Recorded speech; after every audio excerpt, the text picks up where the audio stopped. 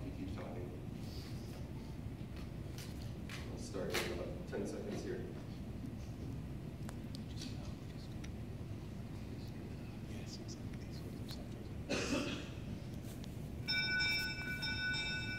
All right, thank you for coming here today. My name is Gottscho. I'm a Peter Buck postdoctoral fellow at the Smithsonian Institution, and today I'll be talking about the zoogeography of the San Andreas Fault System. So the historical biogeography follows more or less a three-step process. The first is discovery and description of geospatial patterns of biodiversity. The second is development of mechanistic hypotheses to explain these patterns, and the third is rigorous testing of alternative hypotheses. And for me anyway, this is a little bit of an unusual talk in that I'll be focusing primarily on the first two steps of this process rather than rigorous hypothesis testing today. And this is more of a literature review. And I just want to point out that this topic is now published, so I encourage you to look up the paper. So what's the pattern that I'll be talking about today? Well, I was looking on Google Earth and I noticed an interesting pattern that intrigued me, and I ended up looking into it further. And what this pattern is these great Pacific fracture zones that are visible on Google Earth. And these are really long linear features of the ocean floor. They extend thousands of miles. They're parallel and evenly spaced, implying a common mechanism that generated them. And what really interested me is that 4 of them appear to correspond with major points, headlands, and transverse mountain ranges on the west coast of North America, specifically along the San Andreas Fault System, where the Pacific and North American plates meet. And these are the Mendocino fracture zone, the Murray fracture zone, the Molokai fracture zone, and the Clarion fracture zone. And if we look at a map of the lithosphere, okay, so here we have the seafloor age. So red is younger and blue is older. And you can see that the seafloor is offset along these fracture zones in terms of the age of the seafloor. And again, we have these 4 major points here. And also in the phylogeographic literature, these areas have been documented to be important phylogeographic boundaries or range limits for a variety of marine and terrestrial animals. And so I got really curious what the connection is. So back in 1955, before plate tectonics was really discovered, Menard described these fracture zones based on surveys they did out of Scripps Institute in San Diego. And Menard noted too that that these fracture zones not only corresponded with major points on the continent, but also seemed to bound major physiographic provinces such as the Sierra Nevada, the Great Valley, Coast Ranges, Transverse Ranges, Baja California Peninsula, the Mexican Transvolcanics, etc. But this time they still didn't really know what the mechanism was. Now we know a lot more about fracture zones and transform faults. So here, this would be a spreading center here where oceanic plates are pulling apart or rifting and magma is upwelling from the seafloor. And oftentimes you get these offsets that are called transform faults, where the 2 plates are sliding against each other. And so this is the seismic portion. And as you travel away outside the transform fault, you get a fracture zone where these 2 different layers are sliding in the same direction, but they're offset. So here's an example from the seafloor of the South Pacific here, where you have the East Pacific Rise spreading center with these transform faults and fracture zones. And so just to give you a quick idea, so this is, excuse me. So here we have a video showing the evolution of the San Andreas Fault System going back to 38 million years ago to present. And it's important to note that 38 million years ago, the whole west coast of North America was a subduction zone where the Farallon plate is being shoved underneath the North American plate. And then this is the East Pacific Rise. And here we have these transform faults here and here. So watch what happens as we go forward in time. Hopefully this works. Okay, so we actually get East Pacific Rise more or less colliding with the continent and forming a series of little microplates. And now here you can see these are the fracture zones here in the transform faults. And finally, when we get to the present day, we get this pattern where you have these fracture zones lined up with these major points of headlands. So here's a schematic showing, again, more or less the same thing. So we have Farallon subduction zone about 55 million years ago. East Pacific rise has not yet contacted the continent. We have the transform faults here and here. I just showed in this diagram two of them for simplicity, the Mendocino and the Murray.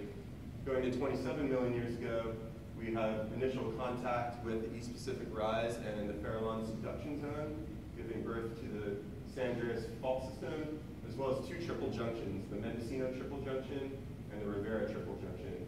And note that this split the Farallon plate into two plates, which eventually are going to be the Juan de Fuca plate and the Cocos plate.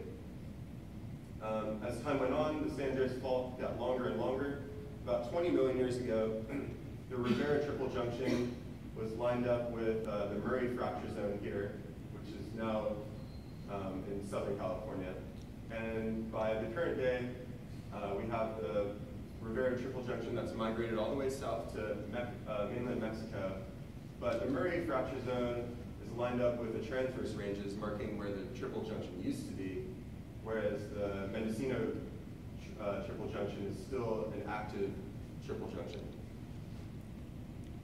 So I'll just kind of briefly review some of the literature that's been, the phylogeographic literature for these different breaks. So first, let's look at the Mendocino fracture zone, which lines up with Cape Mendocino. And note again that this delimits the southern extent of the Cascades and the Klamath Mountains, which extend up into Oregon and Washington and are associated with this Gorda Ridge or an active subduction zone. And also delimits the northern extent of the Sierra Nevada, the Central Valley, and the Coast Ranges. And my literature review is not intended to be exhaustive, but I found examples of 6 amphibians, 5 reptiles, 2 birds, 1 spider, 3 marine fishes, and 6 marine invertebrates that show either phylogeographic breaks here or northern or southern range limits here. Just to give you some examples, they're a pretty diverse group ranging from salamanders, owls, king snakes, rockfish, hermit crabs, and anemones. And one of the best examples of a break here by Riley and Wake is the black salamander. And you can see that there's a very deep break here that's almost perfectly aligned with the Cape Mendocino and the triple junction right here. The second area is the Murray fracture zone, point conception, and the transverse ranges. And these have been documented as major biogeographic boundaries for quite some time. I found examples of 6 amphibians, 15 reptiles, 1 bird, 4 mammals, 3 terrestrial invertebrates, 2 marine fishes, 3 marine invertebrates that showed breaks or range limits here, ranging from things like rattlesnakes, thrashers, voles, green lynx, surf perch, and copepods. Another example, I'm showing a lot of herp examples because I'm a herpetologist, but is the tree frog, Pseudacorus catavarina, which shows a break here in the Sierra Pelona Mountains, in the transverse ranges. And then this is point conception here, so a lot of marine taxa show breaks there because there's a major eddy as the California current flows down and then eddies in the lee of the point. The third zone is the Molokai fracture zone, Punta Eugenia in the Vizcaya Desert. This area has been controversial for a long time because we've known that there's phylogeographic breaks here, but the mechanism has been hotly debated. The most popular explanation is a mid-peninsular seaway, but there's not been any direct geological evidence for that. And again, there's a lot of examples of reptiles showing breaks here, given that it's a desert, but also birds, mammals, spiders, and quite a few marine fishes and invertebrates as well. Again, you have the California current that kind of comes down here, and there's a big eddy in the lee of Punta Eugenia where the water is a lot warmer. These eddies can act to retain pelagic larvae. And we have things ranging from zebra-tailed lizards, blennies, spiders, gopher snakes, cactus wrens, and sea cucumbers, just as a few examples showing breaks here. Here's an example from my dissertation, some unpublished data for calosaurs.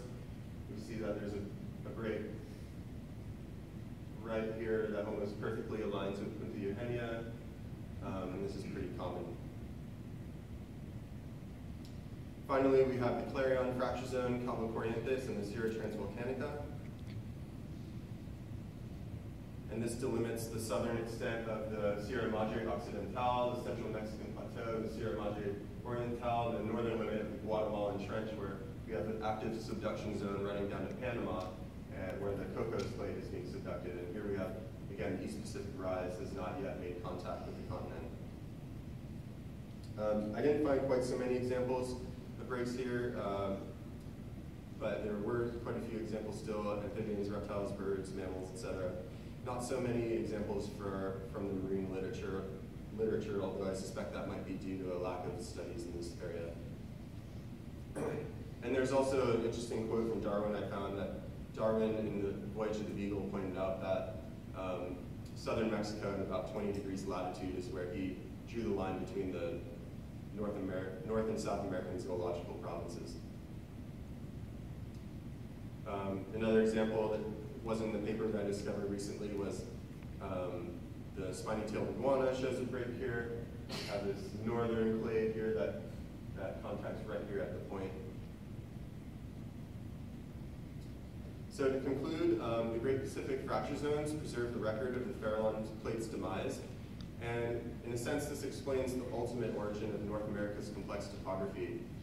And I also showed in this paper that the Great Pacific fracture zones are aligned with spatially concordant phylogeographic breaks or range limits for a variety of marine and terrestrial taxa.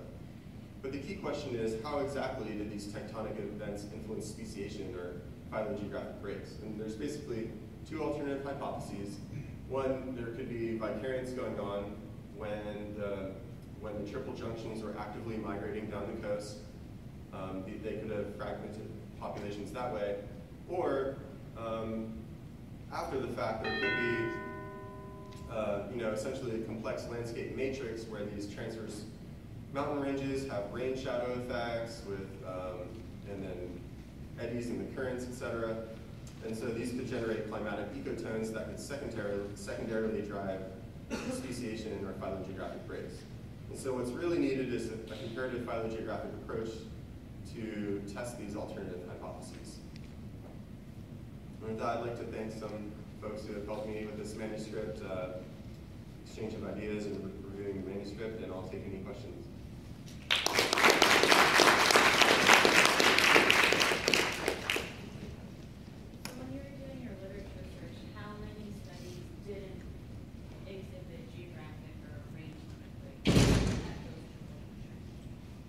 There's certainly many examples of taxa that don't show breaks there, and I think a lot of it depends on the life history. So animals that tend to disperse easily or have broad ecological niches.